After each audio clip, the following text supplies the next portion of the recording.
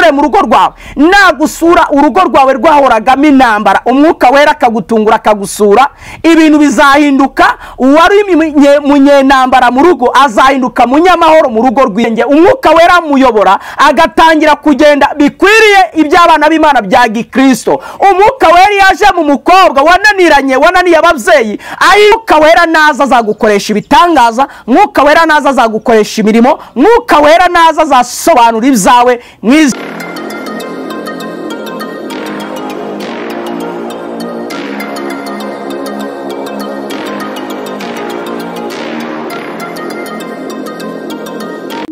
Amariba nakama, amariba nakama, amariba nakama, amariba nakama, Yesu azatubera amazi yo kunywa.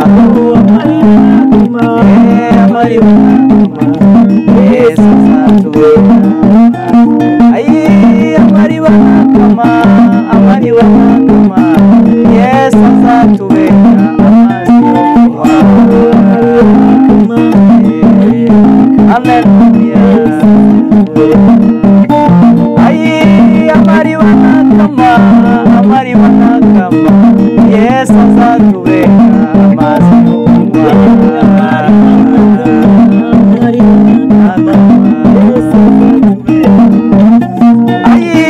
Amariba nakama, ayabagabo nakama, Yesu azatubera amazi yo kunywa.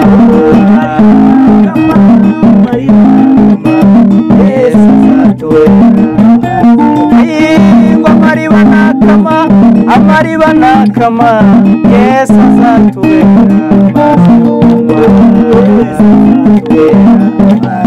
Yesu azatubera amazi yo kunywa. Yesu azatubera amazi yo kunywa. Amazi yo kunywa. Amazi yo kunywa. Yesu azatubera amazi yo kunywa. Amazi yo kunywa. Amahoro y'umwami Yesu nabane namwe. Tunejejwe no kongera kubana namwe.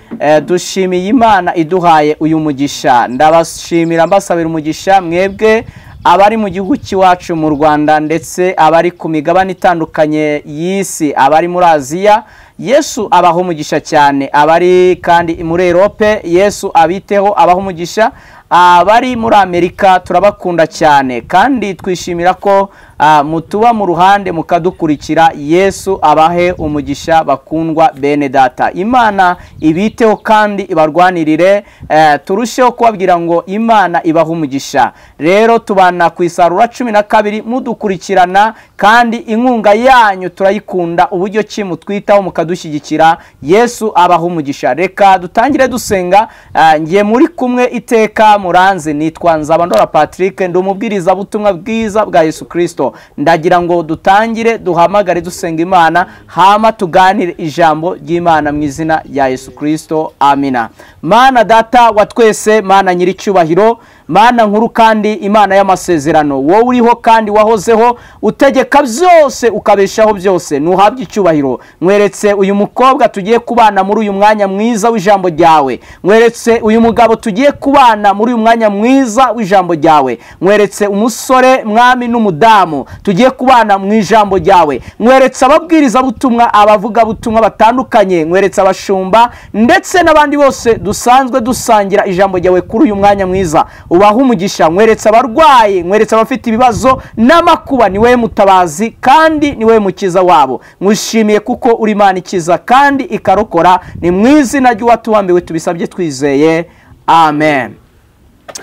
Bakundwa bene data nshuti z'umusaraba, tugiye kuganira uyu munsi ijambo ry'Imana tugiye gusanga mu byakozwe n'intumwa ibice byaho. Turahera ku murongo w'igice cya mbere, umurongo waho 8, turaza gusimbuka dusome mu gice cyawo cya kabiri, turaza guhera ku murongo waho wa mbere. Turaba tuganira ku mbaraga z'umumaro w'umwuka. Imana itugirire neza. Turaza kuganira ku mbaraga z'umwuka n'umumaro w'umwuka mu muntu wamaze kwakira umwuka. mwuka. Ese umwuka ni ibiki akora mu muntu? Iryo jambo niryo tugiye kuganiraho. Reka dusome Byakozwe n'Intumwa igice cya mbere, turasoma duhereye ku murongo w'8 turasimbuka dusome mu gice cya 2. Haravuze ngo icyakora muzahabwa imbaraga umwuka wera ni abamanukira, kandi muzaba abagabo bo kumamya i Yerusalemu, i Yudaya n'i Samariya. Imana itugirire ubuntu cyane. Reka dusimbuke dusome no mu bice 2 ku murongo waho wa mbere.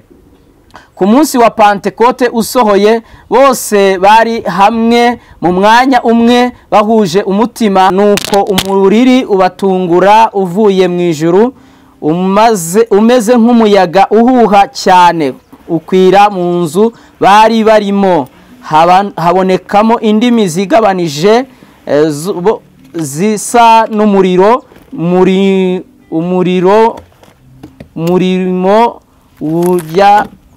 ururimi rujya ku muntu wese wo muri bo. Bose buzuzwa umwuka wera, batangira kuvuga izindi ndimi nk'uko umwuka yabahaye kuzivuga. Yesu abaha umugisha. Dusimbuke dusome 14 murongo wa 14. Aravuze ngo ariko Petero ahagararana nabo 11, ababwiza ijwi rirenga ati, yemwe bagabo b'i Yudaya n'abatuye i Yerusalemu mwese, ibi mubonye kandi mwumvirize amagambo yanjye. Aba nibasinze nk'uko mubyibwira, kuko ubu ari isaha ya 3 y'umunsi, ahubwo ibyo muri bureba byavuzwe n'umuhanuzi Yoweli ngo, Imana iravuze iti, uku niko bizaba mu munsi w'imperuka, nzasuka umwuka wanjye ku bantu bose, kandi abahungu n'abakobwa banyu bazahanura, n'abasore banyu bazerekwa, n'abakambwe barimo bazarota, ndetse n'abagaragu banyu nabo n'abaja banyu muri iyo minsi nzasuka ku mwuka wanjye, bazahanura. Imana itugirire ubuntu cyane. Ku murongo wa 30 haravuze ngo abo bantu bumvise ibyo bibacumita mu mitima, nuko babaza Petero n'izindi ntumwa bati, bagabo bene data, tugire dute? Petero arabasubiza ati, nimwihane, muntu wese muri mwe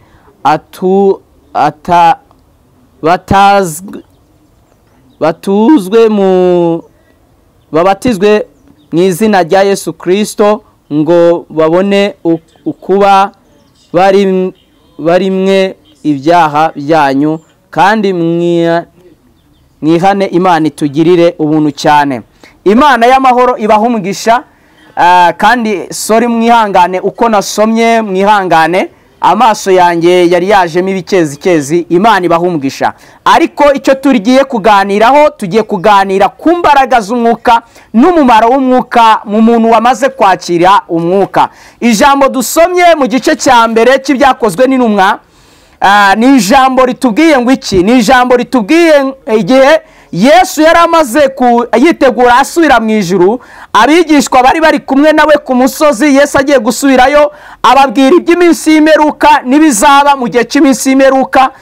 Abigishwa baramubaza ngo, ese mwami, iki ni cyo gihe wenda kugaruriramo ubwami bwawe mu Bisirayeli? Bo bibwiraga ubwami bwo mu isi y'abantu, ariko we yababwiraga ubwami bw'Imana ugiye buzazira mu mitima y'abantu. Ariko iki gihe bo bari batarabasha gusobanukirwa ibijyanye n'umwuka wera n'imikorere y'umwuka wera. Hari igihe umuntu aba mu itorero, aba mu nzu y'Imana, aba asenga, ariko ataramenya umumaro w'umwuka ndetse n'imikorere y'umwuka wera. Umwuka wera ni iki akora mu buzima bw'umuntu iyo yaje? Umva ijambo rikomeye Yesu yabashubije bamaze kumubaza iryo jambo. Yarababwiye ngo ibyo si ibyanyu kumenya iby'iminsi cyangwa ibihe data yagenye. Yarababwiye ngo ahubwo mwebwe muzahabwa icyo akora cyo muzahabwa bagahabwa imbaraga, umwuka wera niyabamanukira. Arababwira ngo umwuka wera niyaza akabamanukira, icyo gihe muzaba abagabo. Bene data bakundwa, ntabwo umuntu ashobora kuba umugabo wo guhamya ibya Yesu umwuka wera ataraza. Azaba icyo gihe ari ikindi kintu, ari igiporoporo kiraho kivugiraho, ni nk'idebe mbese risakuza nta kintu kirimo. Imana itugirire neza. Umwuka wera iyo yaje akubera igitsikamutima kikwemeza yuko Imana ari inyembaraga, ndetse umwuka wera iyo yaje ni ukwigisha, akaguhugura, ndetse akaguhagurwa no kuzinukwa icyaha n'igisa nacyo. Nayo umwuka wera ataraza, umuntu aba akiri ikigenge, aba akiyobora akigenga. Icyama umwuka wera akaza mu buzima bwawe. Iki gihe abigishwa ba Yesu uko bari 11 bari bamaze gusigara mu gihe cyose babanye na Yesu mu gihe cy'ivugabutumwa rye, ntabwo bigeze bamenya imbaraga z'umwuka wera. Niyo mpamvu iteka bahoraga bashidikanya, bareberaga ibintu mu isi y'umubiri, ntabwo bari bakagera ku rwego rwo kubishyira mu isi y'umwuka. Niyo mpamvu babimubarije mu isi y'umubiri bamubaza ngo ese iki nicyo gihe, iyi nicyo gihe wenda kugaruriramo ubwami bwawe mu Bisirayeli? Bakundwa nshuti z'umusaraba, mwebwe munkurikiranye ku Isarura 12 TV, ndagira ngo tuganire ku mumaro w'umwuka wera. Ese mwuka wera ni iki? Ese mwuka wera akora iki? Mwuka wera ase amara iki mu buzima bw'umuntu? Umumaro wa mbere w'umwuka wera, iyo yaje aguhindura umugabo. Aguhindura umugabo, ariko ntabwo ari umugabo mu buryo bw'umuntu, ahubwo ni umugabo mu buryo bw'umwuka. Imana itugirire neza. Imana ibaha umugisha. Nigeze numva igitabo cy'umukozi w'Imana wanditse igitabo umugabo mu mugambi. Imana itugirire neza. Nagira ngo mbabwire ngo umwuka iyo yaje aguhindura umugabo mu mugambi w'Imana. Imana itugirire neza, akaguha guhamya iby'umwuka, akaguha kuvuga n'ibijyanye n'umwuka. Imana y'amahoro iduha umugisha cyane. Iri jambo ratubwiye ngo Yesu arababwira ngo rero umwuka icyakora cyo mbabwiye, icyo muzamenya, icyo muzahabwa, mukeneye, mukwiriye, nuko muzahabwa umwuka wera. Umwuka wera nabamanukira azabagira abagabo nyabagabo, muzaba bo kumamya i Yerusalemu, i Yudaya, i Samariya yose no kugeza ku mpera y'isi. Icyama nawe umwuka wera akakuzaho, nakuzaho azakugira umugabo, uzahamiriza wa wundi ukujyana mu ngeso mbi, uzahamiriza wa wundi ugushora mu zaha, uzahamiriza. Umwuka wera naza azaguha guhamya, uzaguhindura umugabo wo guhamya ibya Kristo, azaguha kuba umugabo wo guhamya iby'Imana. Imana itugirira ubuntu. Niyo mpamvu iri jambo rivuze ngo umwuka wera naza bazaba abagabo bo guhamya Imana i Yerusalemu, i Yudaya, i Samariya no kugeza ku mpera y'isi. Uyu munsi wa none aho tutabasha kugeza amaguru tujyanye ubutumwa, dushimiye Imana yashyizeho uburyo bwa social media kugira ngo tubwire abantu, tubahamirize iby'ubutumwa bwiza bw'ubwami. Umwuka naza azaguhindura umugabo. Rero azaguhindura umugabo mu mugambi w'Imana, kuko tuvuze ngo azaguhindura umugabo, abagore bavuga ngo twebwe tuzabiki. Oya, umwuka wera yaje abahindura umugabo, abagabo mu mugambi w'Imana, abahindura abagabo mu by'amasezerano n'ijambo ry'Imana. Imana itugirira umuntu cyane. Niyo mpamvu iri jambo ritubwiye ngo muzaba abagabo bo kumamya i Yerusalemu, i Yudaya, i Samariya no kugeza ku mpera y'isi. Umwuka wera akuzeho. Mwifurije umwuka wera, mwifurije umwuka wera aze mu buzima bwawe. Umwuka wera yaje mu rugo rwawe, ibyari byarasenyutse birubakika. Umwuka wera yaje mu buzima bw'umusore uwagendaga yarigize ikigenge, umwuka wera muyobora agatangira kugenda bikwiriye iby'abana b'Imana bya Gikristo. Umwuka wera yaje mu mukobwa wananiye ababyeyi, ahinduka uw'agaciro, akandi agahinduka uw'igikundiro, aba mutegarugori utegera igihugu urugori. Imana itugirire neza. Umwuka wera aze mu buzima bwawe. Umwuka wera naza azabahindura abagabo. Ibyo nibyo Yesu yababwiye. Kino gihe abigishwa ba Yesu, izi ntumwa za Yesu zari zitarahinduka abagabo bo guhamya ibya Kristo. Niyo mpamvu Petero igihe yihakanaga Yesu yari ataraba umugabo. Iyo iki gihe umwuka wera yari yaraje muri we, ntabwo yari uwo kuba yihakana Yesu. Ariko iki gihe umwuka wera yaraje muri Petero amaze kuza. Iri jambo dusomye ritubwiye ababwira ngo muzabagabo wo kumamya mu ntambara, mu bibazo, mu makuba, kabone nubwo mwamusumirijwe n'intare, muzaba wo kumamya. Imana itugirire neza. Ku gice cyaho cya kabiri cy'ibyakozwe n'intumwa mwumvishe ijambo dusomye riratubwiye ngo ku munsi wa Pentekote usohoye ngo bari hamwe mu mwanya umwe bahuje umutima. Icyama umwuka wera ntabwo ajya asura abantu bafite akajagari mu mitima. Iki nacyo tucyumvikaneho. Umwuka wera najya asura abantu bafite akajagari mu mitima, najya asura abantu bafite akajagari mu mikorere, najya asura abantu bafite akajagari mu mibereho. Umwuka wera asura agasanga abantu bari hamwe mu mwanya umwe, noneho yarangiza akagira gute akabasura. Bene data, ushaka kuzura umwuka, ushaka gukoreshwa n'iby'umwuka n'Imana mu buryo bw'umwuka, usabwa kuba mu mwanya umwe wo gusenga Imana. Kandi ikindi cya kabiri, umutima wawe ukaba uri hamwe ushikamye ku Mana. Ngo bari mu mwanya umwe bahuje umutima, ngo nuko umuriri urabatungura uvuye mu ijuru ngo umeze nk'umuyaga uhuha cyane. Haleluya, haleluya. Umwuka wera ngo aza ameze nk'umuyaga uhuha cyane, kandi ngo yarabatunguye. Ntabwo umwuka wera ajya ateguza. Umwuka wera atungura abantu bari mu mwanya umwe bahuje umutima, bari mu mwanya umwe bahuje umutima. Imana itugirire ubuntu cyane. Imana y'amahoro ibahe umugisha. Ijambo dusomye rero ratubwiye ngo bari mu mwanya umwe bahuje umutima, ngo nuko umuriri w'umwuka wera abatungura avuye mu ijuru ngo ameze nk'umuyaga ugize gute uhuha cyane. Imana itugirire ubuntu. Ngo nuko ngo bose buzuzwa umwuka ngo batangira kuvuga indimi nshya nk'uko umwuka wera yabahaye kugira gute kuzivuga. Icyama umwuka wera nawe akagusura, nagusura iki gihe uzatangira guhindura indimi. Ururimi rw'ibinyoma ruzahinduka rutangire kuba ururimi ruvuga iby'ukuri. Ururimi rw'uburiganya ruzahinduka rutangire kuba ururimi ruvuga iby'ukuri, ndetse no guhamya rutariganya. Imana yacu itugirire ubuntu. Iki gihe umwuka wera aze mu buzima bwawe. Mwene data mukundwa, mwifurije ko umwuka wera agusura mu buzima bwawe, agusure mu rugo rwawe. Nagusura urugo rwawe rwahoragamo intambara, umwuka wera akagutungura akagusura, ibintu bizahinduka. Uwari munyentambara mu rugo azahinduka munyamahoro mu rugo rwiwe. Umwuka wera gusure. Mwifurije ko umwuka w'Imana asura ubuzima bwawe. Iki gihe umwuka wera yasuye bano ba Petero, asura zino ntumwa, ahita bahindura abagabo. Abari abantu bagiraga ubwoba, bari babwoba, bahinduka abagabo. Turaza kugera kuri iri jambo uburyo ki bahindutse abagabo bo guhamya ibya Yesu, bakamuhamiriza aho batatinyukiraga kumuhamya. Aho bamwihakaniye niho baje guhamiriza Yesu, kuko umwuka wera yari yarageze gute, yari yarabasuye. Imana itugirire neza. Nawe mwuka wera gusure, kandi nagusura akorane nawe, nagusura asobanura ibyawe, nagusura akingura imiryango yawe, nagusura aguhe gutinyuka mu izina rya Yesu. Ibyo watinyaga nagusura azaguhesha guhamya kandi utajya guhamya, nagusura azaguha kuvuga ibikwiriye. Imana itugirire neza. Ngo nuko umwuka wera arabasura ngo bahabwa kuvuga indimi nshya nk'uko umwuka wera yagize gute yabahaye kuzivuga. Bibiliya iratubwira ngo muri Yerusalemu ngo hari harimo abayuda benshi, ngo n'abantu baturuka mu mahanga menshi, ngo batangira kumva yuko abo bantu bagize gute basinze.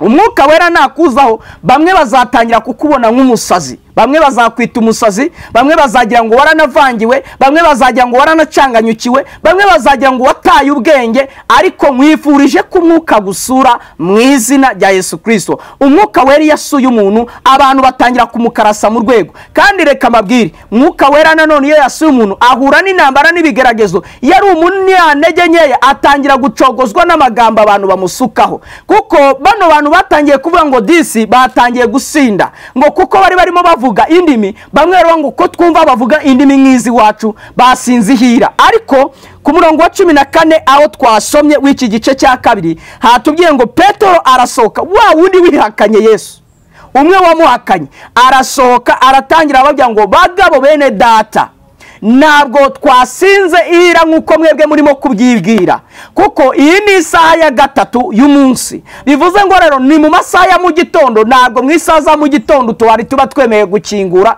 ngo tube twasinze, ahubwo nuko twasuwe n'umwuka. Rero ngo aratangira ababwira ngo uyu mwuka wadusuye ngo yahagaze muri ba 11 bari kumwe, atangira guhamiriza abanyamahanga. Umwe wihakanye Yesu, umwe wamusize, noneho umwuka wera yamusuye yamusuye yamuhinduye umugabo. Nawe mwuka nagusura azaguhindura umugabo, azagukoresha iby'ubutwari, azagukoresha ibitangaza, azagukoresha ibirimo, azaguha gukora ibyo abantu batakekaga ko wakora, azakugira ukomeye muri famiye. Umwuka wera gusure mu izina rya Yesu Kristo umucunguzi wacu.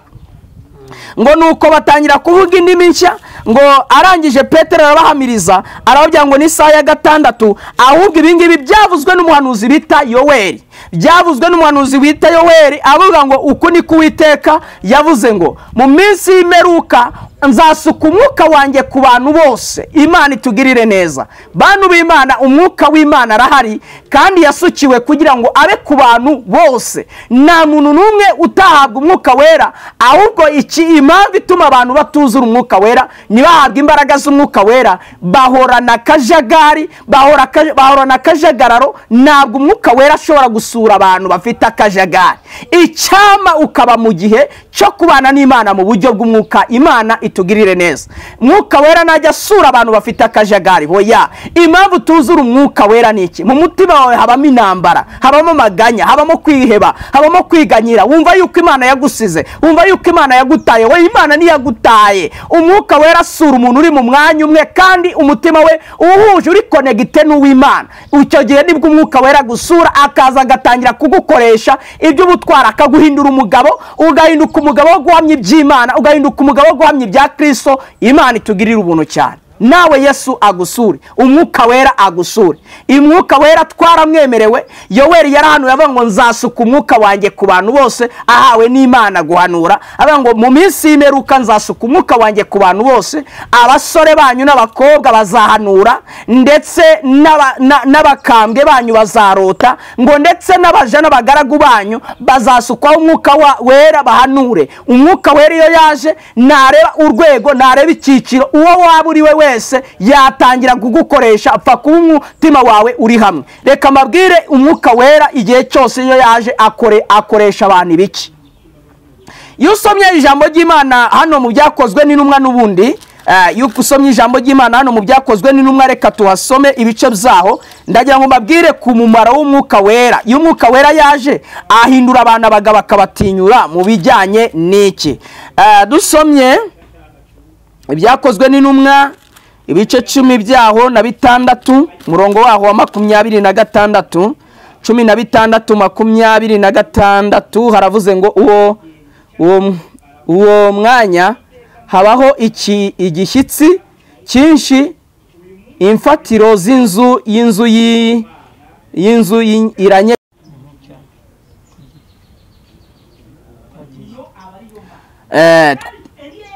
Ijambo dusomye riravuze ngo uwo mwanya habaho igishyitsi cyinshi, imfatiro z'inzu ziranyeganyega, inzugi zose ziraherako zirakinguka, iminyururu ya bose iradohoka.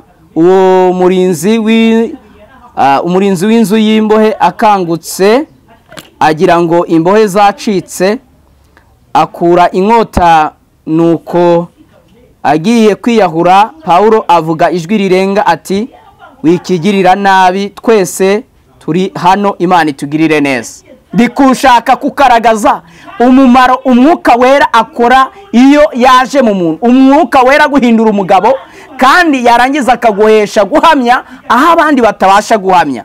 Umwuka wera yaje muri iki gihe cy'intumwa, abari barihakanye Yesu abari bo bagira gute bahamya Yesu. Mwene data mukundwa nshuti y'umusaraba, mwifurije ko nawe umwuka wera yagusura. Umwuka wera iyo yaje aguhindura umugabo, aguhindura umugabo mu mugambi w'Imana, akagukoresha ibitangaza kandi akagukoresha imirimo ikomeye. Imana itugirire neza. Iri jambo dusomye riratubwiye ngo iki gihe rero ni igihe Pawulo na Sila bari mu nzu y'imbohe babakingiranyemo. Bibiliya iratubwiye ku murongo waho rero wa 26 haratubwiye ngo nuko habaho igishyitsi, ngo umwuka wera yari yamanutse, ngo iminyururu yari iri ku maboko iradohoka, ngo inzu y'imbohe ziranyeganyeka, imfatiro z'inzu y'imbohe ziranyeganyega, ngo nuko inzugi zirakinguka, ngo umurinzi w'inzu y'imbohe akangutse agira ngo imbohe zacitse, ngo akura inkota agira ngo yiyahure. Pawulo avuga ijwi rirenga avuga ngo wikigirira nabi twese turahari. Umumaro w'umwuka wera iyo ari mu muntu, umuntu iyo yuzuye umwuka wera, yahawe umwuka wera, ahabwa gutinyuka kandi ntahunga kubera yuko habayeho ibibazo. Pawulo nubwo umwuka wera yari amaze kubadohora iminyururu ndetse n'inzu y'imbohe ikingutse, ntabwo bigiriye inama yo guhunga, ahubwo umwuka wera yabahinduriye abagabo bo guhamiriza umurinzi w'inzu y'imbeho yuko umwuka wera yaje agakingura kandi iminyururu ikadohoka, ariko ntibacika, bitanga agakiza kuri uyu murinzi w'inzu y'imbeho. Mwene data mukundwa, umwuka wera nagusura azaguha guhamiriza. Twakongera kuvuga ijambo iyo usomye nanone hano mu byakozwe n'intumwa ibice bya 10 ku murongo wa 35 uzasanga ibya Koroneliyo wari umutware w'ingabo, uburyo ki umwuka wera yamuhamirije. Marayika wera w'Imana yaje akamuhamiriza, akamubwira yuko imirimo ye n'ubuntu bwe byazamutse. Noneho iki gihe nibwo ku murongo wa 35 Petero yageze kwa Koroneliyo agasanga abanyamahanga bahari, akavuga ngo menye neza yuko mu mahanga yose abubaha Uwiteka bagakora ibyo gukiranuka Imana irabemera. Umwuka wera iyo yaje mu bantu batangira guhamya iby'ukuri Imana itugirira ubuntu. Rero umwuka wera aze mu buzima bwawe. Iki gihe rero Petero amaze gusohoka no guhamiriza abantu, ababwiye umwuka wera akababwira ibya Kristo, umwe banze barangiza bakamwica bakamubamba, akababwira ngo uyu nguyu mureba niwe ukoze bino bitangaza, niwe utwoherereje uyu mwuka wera, niwe utuvugishije izi ndimi. Petero atangira guhamya ibya Kristo, atangira kuvuga iby'imirimo ya Kristo, avuga ngo umwe wakoze imirimo n'ibitangaza, umwe Imana yemeje muri mwebwe mureba, ariko mwarangiza mukamuhakana, mwarangiza mukamwica mukamubamba, niwe udukoresheje ibi, niwe utwujuje izi mbaraga. Petero atangira guhamiriza Yesu. Bimwe Yesu yababwiye ngo muzaba abagabo bo kumamya Yerusalemu ni Yudaya ni Samariya no kugeza ku mpera y'isi. Umurimo wa Petero uburatangiye, atangira guhamya ibya Yesu. Imana itugirire neza, Imana ikuzuza umwuka wera. Umwuka wera naza azaguhesha guhamya Imana itugirire neza. Icyami Imana ikakuzuza umwuka wera, Imana itugirire neza. Bakunzi b'Isarura 12 mbifurije ko Imana ibuzuza umwuka wera. Turi kuvuga aya magambo mu gihe turimo dusatira kwegereza mu minsi ya Pentekote. Imana itugirire neza. Ni umunsi twibukaho umunsi w'umwami ku bantu buzura umwuka wera. Imana y'abayera ibaha umugisha. Imana nawe ikuzuze umwuka wera mu gihe cya none. Imana itugirire ubuntu cyane. Ku murongo wa 37 aho twasomye ngo aba bagabo babyumvishe ngo bibacumita mu mitima. Imana itugirire neza. Ngo babyumvishe, bumvishe iby'ubwo butumwa, bumvishe uburyo ki uwo banze uwo bishe, bumvishije iby'ubutumwa bwiza, bumvishe nuko Petero ahamije ibya Kristo ibya Yesu, bumvishe ko barangije bwumva ko bibacumise mu mitima. Baramubaza ngo none Petero n'izindi ntumwa, bagabo bene data, niki twakora none ko twumvishe iby'ubwo butumwa, ko twumvishe iby'uwo mwuka wera, twebwe niki dukwiriye gukora? Haleluya, haleluya. Aho niho Petero atangiye gukorera umurimo. Arababwira ngo rero nimukwiriye kwihana ibyaha byanyu. Petero ntiyatinya kubashinza ibyaha, kubabwira iby'ibyaha byabo, kuko umwuka wera yari yamuhaye kugira gute? Guhamya iby'imbaraga nk'uko Yesu yari yarabivuze. Mwuka wera naza azagukoresha ibitangaza, mwuka wera naza azagukoresha imirimo, mwuka wera naza azasobanura ibyawe mu izina rya Yesu Kristo. Mwuka wera naza azagutinyura, mwuka wera naza azagukoresha. Haleluya. Umwuka wera w'Imana aze mu buzima bwawe. Tela boneshawa, umwuka wera naze aze akora ibitangaza mbere yawe, abantu babireba. Imana itugirire ubuntu cyane.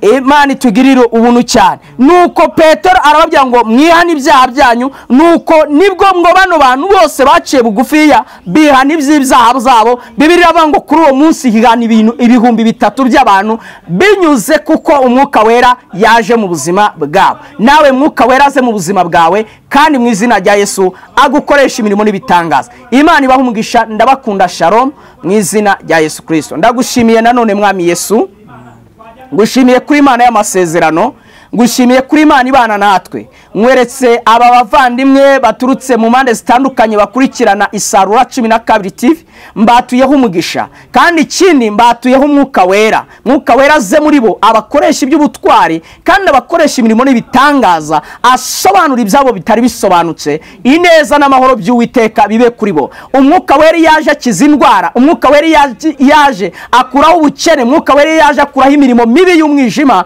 umwuka wera yaje atanga amahoro. Niko tusenze twizeye ko umwuka wera aje mu buzima bwacu kandi akoze ibikomeye, tubisabye Imana twizeye Kristo. Ndabakunda cyane. Shalom, amen.